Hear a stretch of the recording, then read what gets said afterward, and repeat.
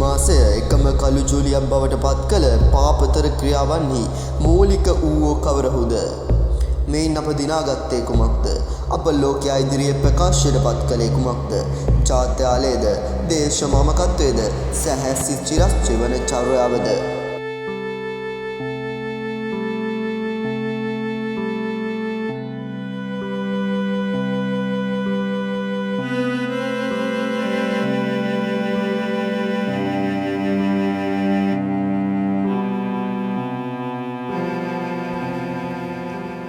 අද වැඩසටහනට සියලු දෙනාව සාදරයෙන් පිළිගන්නවා.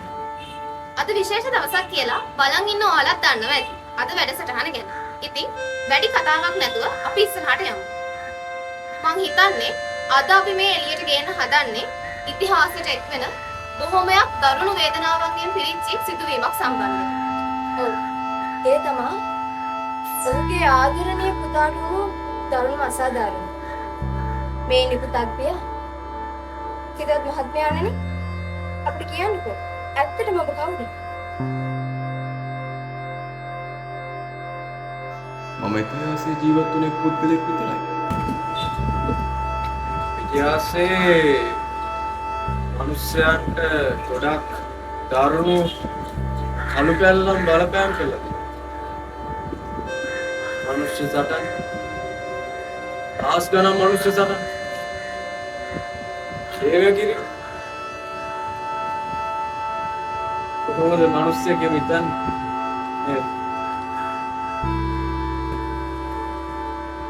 ඔබතුමාගේ හැඟීම් වලින් අතීතයේ වෙච්ච තුවාල අපිට තේරෙනවා. ඔබතුමාගේ ජීවිතේ වැඩි කාලයක් ඇයි අහසේ තියෙන තරු වලට විශේෂ තැනක් දෙන්නේ? මම තවත් විශ්වාස කරනවා ඒ පැරණි වීරයන් ඒ තරවල ආධ්‍යාත්මිකව සිටිනවා.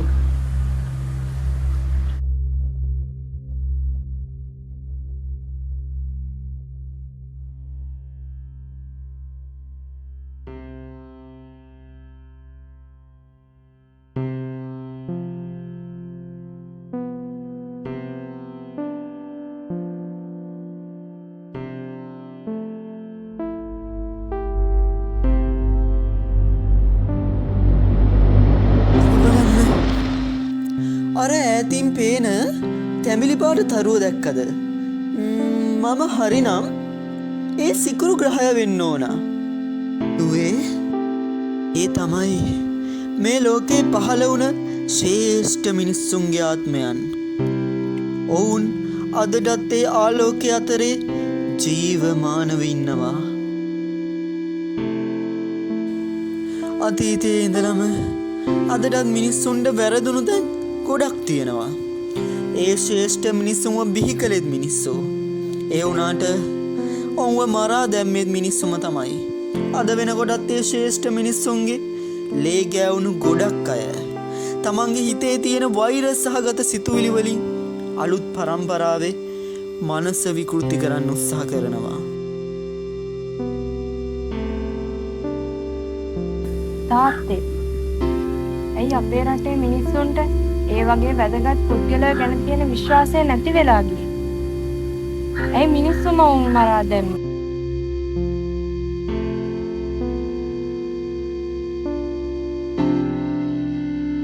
මේ ලෝකේ ජීවත් වෙන හැම මිනිහෙක්ම ඉන්නේ ගැඹුරු නින්දක ඉන්න මාළු වගේ. ඔවුන්ට ගොඩබිමක් පේන්නේ නැත්තේ. ඇදහිලි සංස්කෘතිය වගේ දේවල් ඔවුන්ගේ මනස වටා බැඳිලා තියෙන හින්දා.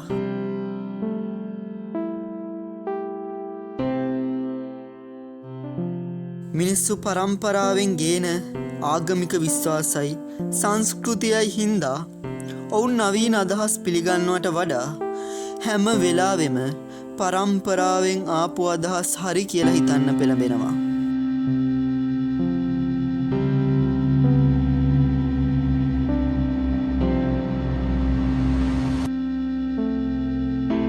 අතීතයේ ඉඳලා මිනිස්සුන්ට දැනුම වගේම කලාවත් හඳුන්වලා දීලා තියෙන්නේ මේ ලෝකේ ඉන්න මිනිස්සු වෙනුවෙන් වැඩ කරපු ශ්‍රේෂ්ඨ මිනිස්සු.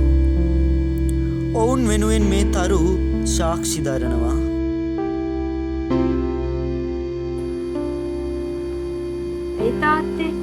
ශ්‍රේෂ්ඨ පුද්ගලයන් රට වෙනුවෙන් වැඩ කරා කියන්නේ.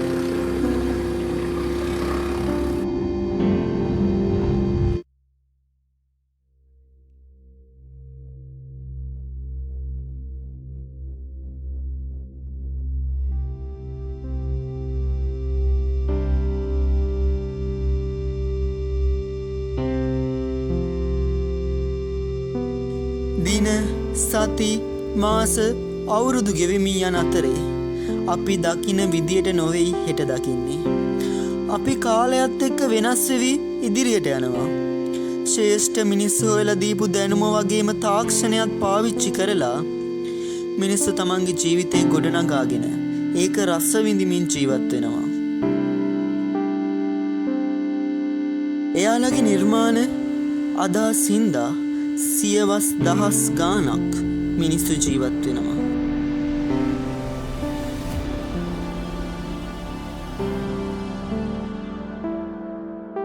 ඒ අතරේ තව ශ්‍රේෂ්ඨ අය මේ ලෝකයට ඇවිල්ලා අලුත් දේවල් අත්හදා බලන ගමන් නවීන දේවල් නිර්මාණය කරනවා. ඔවුන් මිනිස්සුන්ගේ වගේම සොබාදහමේ ආරක්ෂාව ගැනත් හිතනවා. මේ අහසේ ආලෝකය වැඩියෙන් විහිදෙන තාරකාවලින් පෙන්වන්නේ මිනිසුන් අතරින් සමුගෙන ගිය ශ්‍රේෂ්ඨ පුද්ගලයන්ගේ ආත්මයන්. අදටත් මිනිස්සු යාලව පැරණි දෙවිවරු හැටියට පිළිගන්නවා.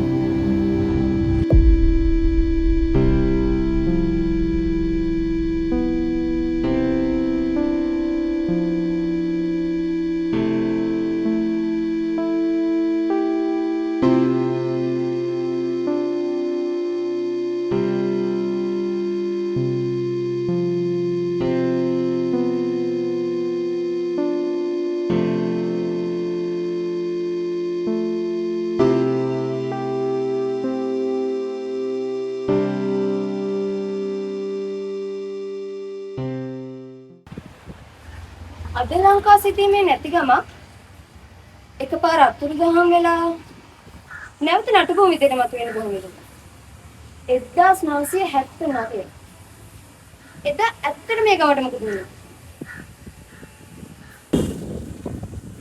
මට අදටත් මතකයි ඒක. අපිට ගමේ තියෙන ලස්සන දේවල් වෙනුවට මතකයි ගමේ තියෙන අවලස්සන තැන්.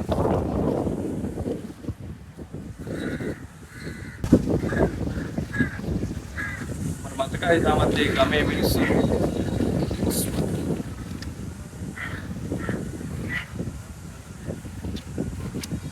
මිනිස්සු ජීවිතේට තියෙන බය නිසා මිත්‍යා ඉක්මනින් වැළඳගන්න.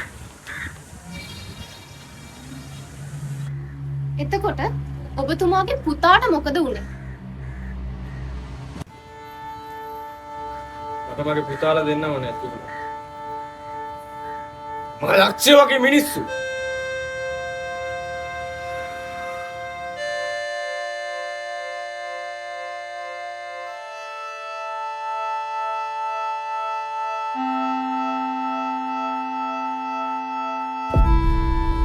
ඔබ නිතරම කියනවා ඒක. ඒ ගමේ ඔබට හමුණු තරුණකට ප්‍රේමය කළ තරුණයෙක් ගැන. අන්ධකාරයේ නොවුණු අහසේ තනි තරුවකට කොහොමද ඔව් ආදරය කරේ කියලා මටත් පුදුමයි. සුදත් කියන්නේ වෙලාවකට රාමාදිව්‍යන්ගේ පුරාවෘත්තයක් වගේ.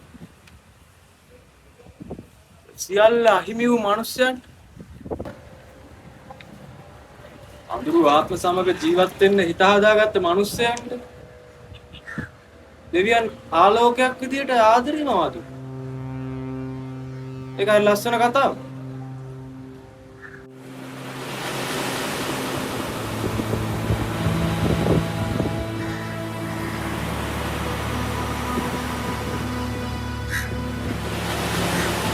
ඔය දැස් වලින් මා සැමිටම දකින්න. ඔය පේන ආදරය විතර.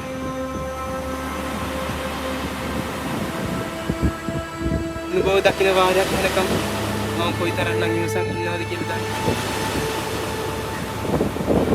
අර ඇති පෙර තරුව විතර.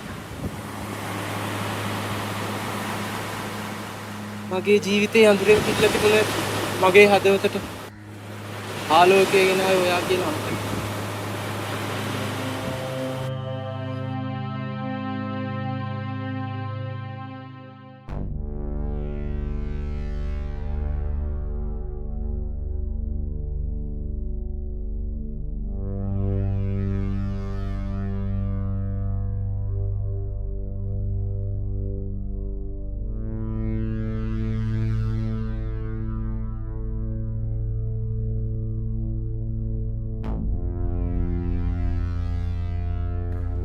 මම මේ ලෝකේ කිසිම තැනක දැකලා නැති කිසිම පාටක් පේන්නේ නැති ආදරය කළ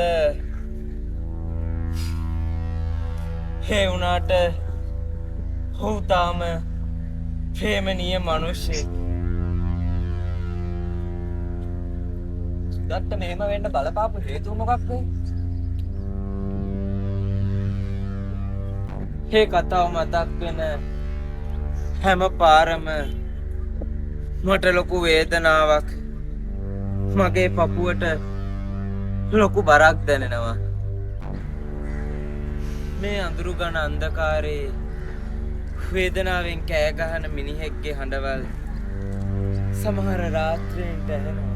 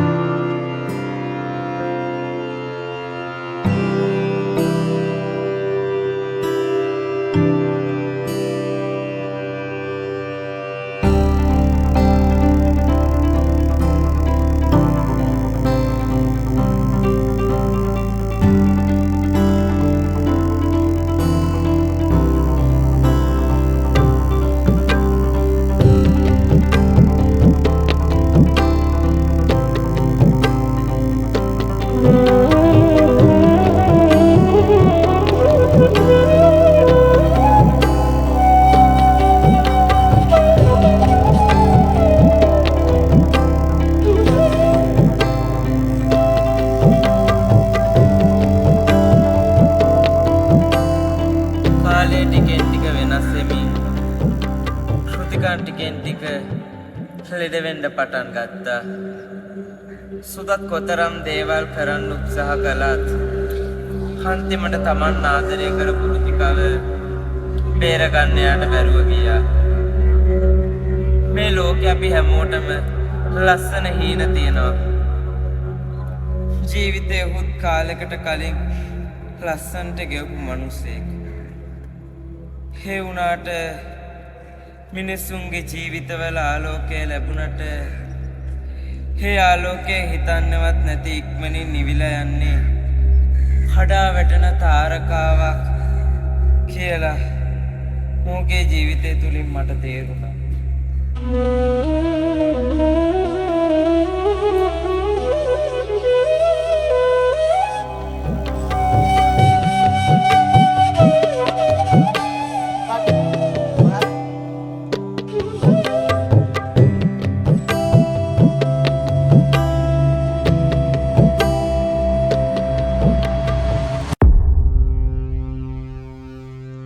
ඈතින් දිස්සෙන මේ තාරකාවෙන් ගෙනාපු මගේ ආදරේ මතකයක් මම සිරකරුවෙක් මෙන් ගිලී ගියත් මගේ ප්‍රේමය කිසි තාක මේ යන්නේ නැත. අනේ මගේ රත්තරන් කාමිනියේ නුඹේ දෙපා මත වැටිලා ඒ කලාගෙන නැවුණු හුඹ මත තව එක පාරක් මගේ මුණ තියාගෙන ඉන්න ඉඩ දෙන්න.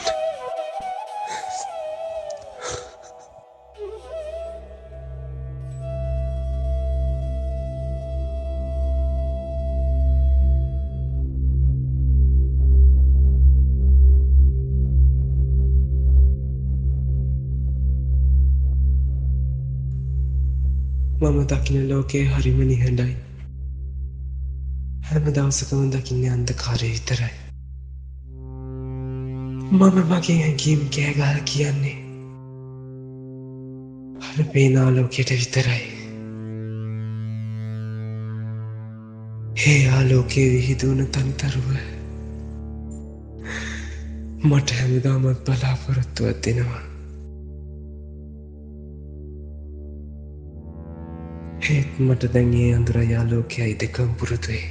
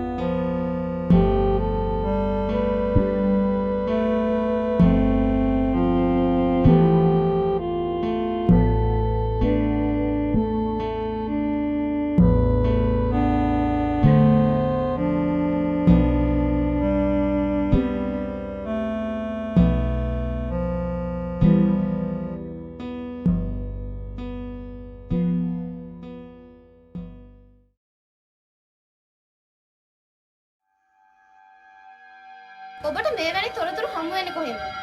මේ විදිහට මිනිස්සු මරලා කිසිදු සාක්ෂියක් නැති විදිහට. ලංකා සිටියමෙන් පවා ගමේ නම අයින් කරන්න පුළුවන් වුණේ කාටද? යෝගිතුමා කියන්නේ ලංකාවට ආව හනුමාන්. හැබැයි ආ යන්නේ කින්නක් ඇති කරලා. යෝගිතුමාගේ වම් මත දරන්නේ ඒ තමයි මිකේල්. සැලසුම් සියල්ල ඔහුගේ.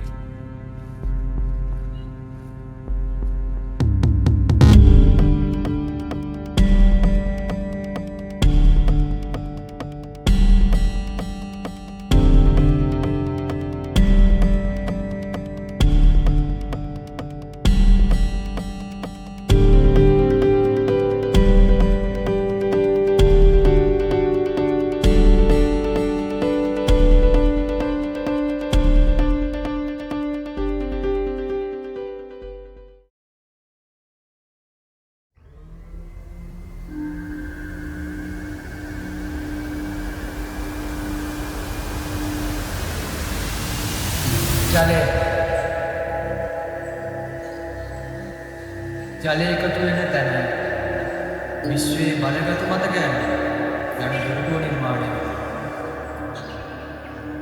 ඒ වගේම ජලයට මතකයක් තියෙනවා. ජලයට බලයක් තියෙනවා. බලය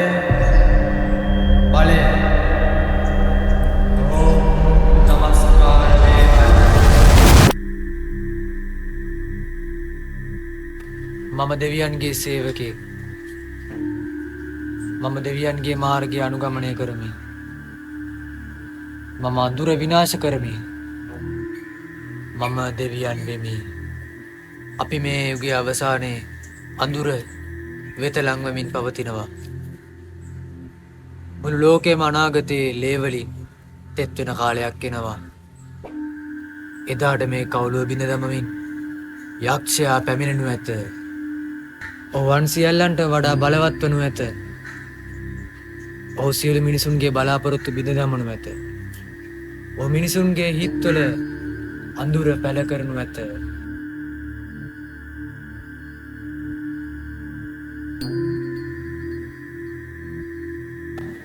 විජේරත්න දැනටමත් අඳුරු බලයන් සමග සටන්කාමී ලෙස ඔබ යුද්ධයක් කරන්න ඇත. ඔබ දැනටමත් සුද්ධෝ දෙවියන්ගේ සේවකයෙක්.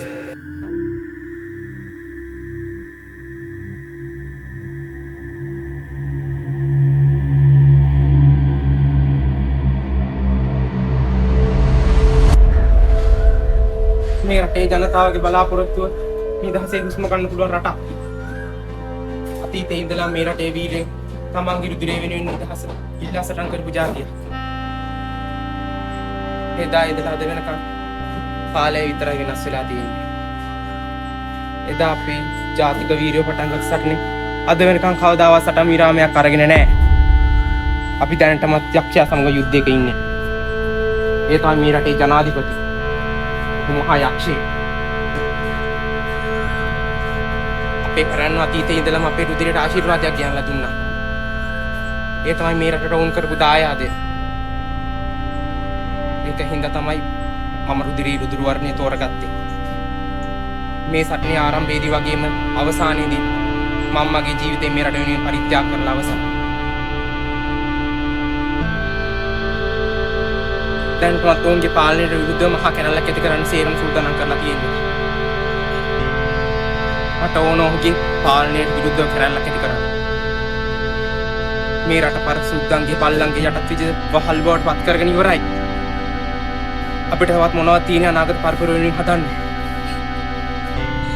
මම නිර්මාණය කරගෙන යන කම්කරු පක්ෂය දැන්ටවත් වැඩ පටන් අරගෙන තියෙන්නේ.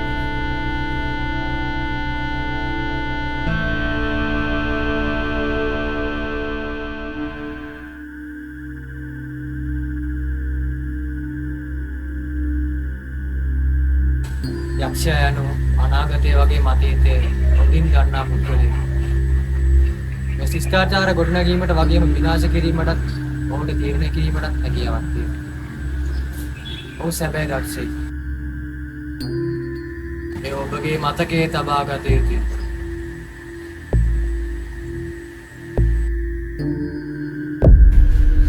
තිරිසනුන්ගෙන් පිරී ගිය ලෝකයක් මිනිසුන්ගේ අපහාසයන් රැකවරණය හා ආරක්ෂාව නැතිවිය. අපිරිසිදු ඝන සිතුවිලි මේ ආත්ම වේදනාවන් නිසා අපි වෙනස් මාර්ගවලට සහ තීරණවලට යොමු වෙනවා. ඔබ සිටින්නේ සිහිනයක් ඇතුලේ. ජීවිතය කියන්නේ සිහිනයක්. මම ආවේ ඔබව අවදි කරන්න. එක්තරා දවසක මගේ ගුරුවරයා මට එහෙම කිව්වා. අපේ මනස වෛරය සහ තරහව එනකොට අපේ මනස තවත් දුර්වල වෙනවා. පුළුවන් තරම් අපි අපේ මනස සහ ආත්මය ආදරෙන් පෝෂණය කරන්න ඕන කියලා ඔහු කිව්වා. මගේ ගුරුවරයා මම දැක්කේ දෙවියන් ළඟට යන්න පුළුවන් දොරක් විදියට. ආදරය මට මගේ ගුරුවරයාගෙන් ලැබුණු ආදරය මගේ මනසට දැනුණු විදිය හරි අපූර්වයි. මේ සිහිනෙන් අපි අවදි විය යුතුයි. අපි අවදි විය යුතුයි.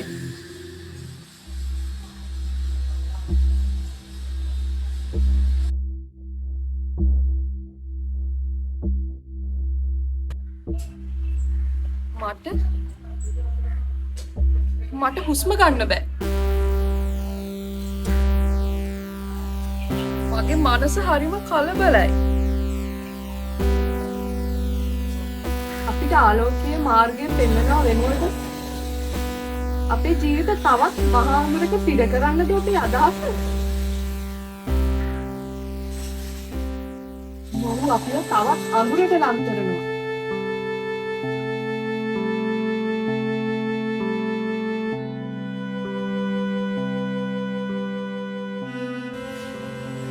තියෙන තාරකා මිය ගිහින් දැනට අවුරුදු දහස් ගණනක් වෙනවා.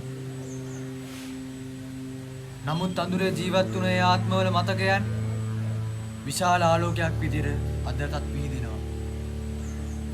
ඒ කියන්නේ ඒ මිනිසුන් මතකයන් වගේම ඒ ආත්ම සෑමීටම මේ විශ්වයේ මතක තියා ගන්නවා.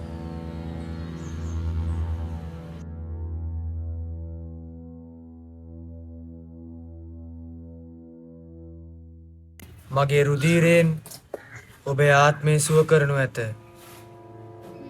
මගේ රුධිරයෙන් ඔබේ මරණය සුවයක් ගෙන දෙනු ඇත.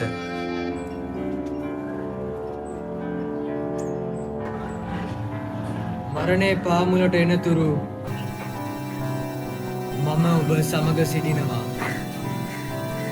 මම ඔබ සමග සිටිනවා. මේ සිහිනෙන් නවතිවන්න. මේ සිහිනය අත්හරින්න. අවදි වෙන්න. ඔබ ස්වර්ණයෝගේ අවදි වනු ඇත. නැවුම් සුවයක්, නැවුම් රසයක්, නැවුම් උණුසුමක්. ඔබට නමාමි, ඔබට නමාමි, ඔබට නමාමි.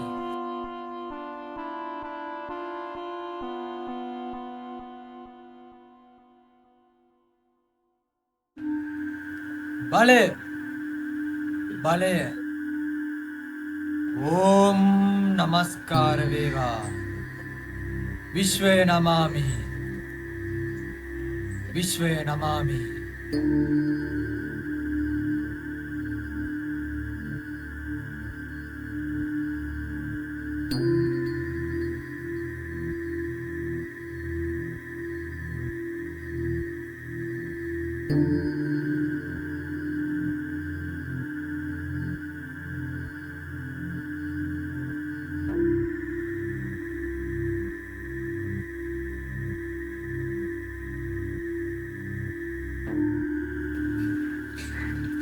මේ අලුත් පරම්පරාව යම්කිසි දෙයක් ලෝකයට ගෙනෙනු ඇත. නමුත් මේ මිනිසුන්ගේ පරම්පරාගත අදහස් සහ නවීන අදහස් සොයා ගැනීම අතර ගැටුම් ඇති වෙනු ඇත.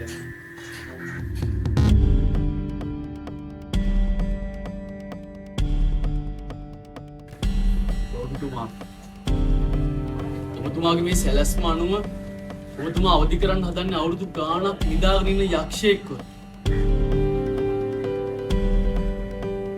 කිසිම විශ්වාසයක් නැහැ ඔබතුමාගේ මේ සැලැස්ම සම්බන්ධව.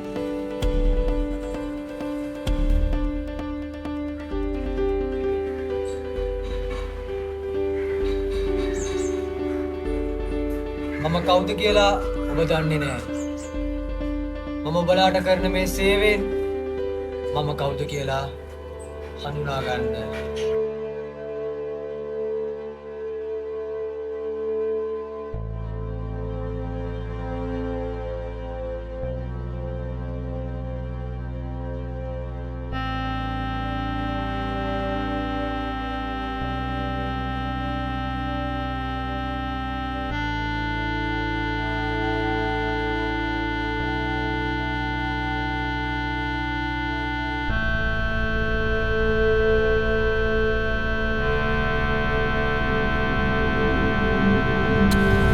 කියන්නේ යක්ෂයාව විදිහට.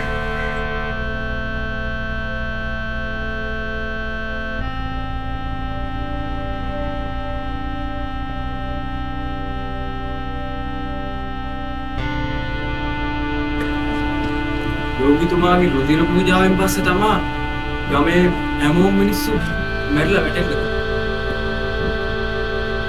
මේ ගමට භයානක රාත්‍රියක්. ඒ බය තාමත් තියෙනවා.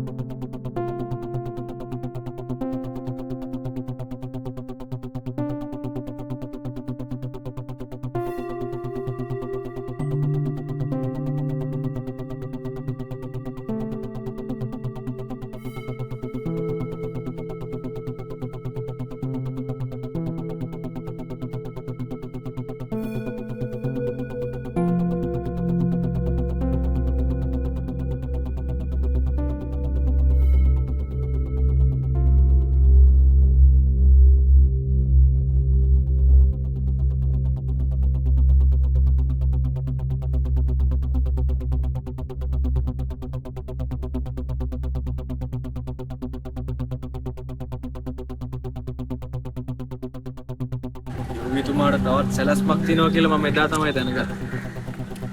ඒ තමයි යෝගීතුමාගේ දකුණු අත. ජුදාස්.